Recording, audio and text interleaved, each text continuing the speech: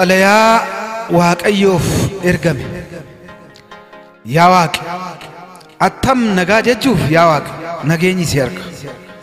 Fayyaadhaa siin jechuuf burqaa keetu bakka. Yaa Waaqa hundumaa addunyaa dandeessu angafa nageenyaa hamma jettu geessu.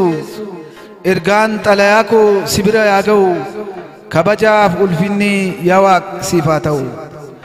Yaa abbaa nageenyaa, yaa abbaa jaalalaa, yaa abbaa addunyaa irranaa haxooftuu homaa hawaannisaa gamanaa kooranaatu laphee nu dhuphisa. Achiin qaala'insatu mataa nu naannessa gamasii nageenyatu sodaa nu dhiphisa. Achirraa lolaatu qeedhaa nu buqqisa. Boru maaltu ta'a hegereen siyaasaa nuti uumamni kee jenneetu yaaddoofna.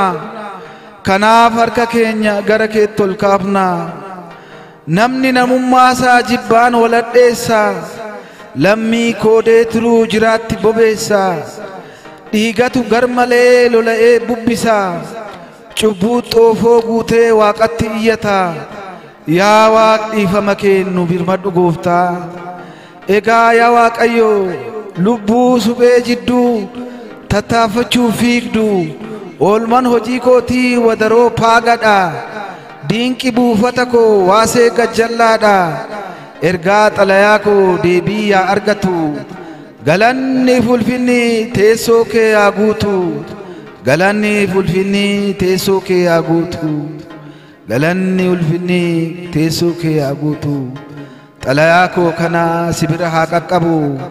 Ergaan koo har'aa siif anaaf haa ga'u.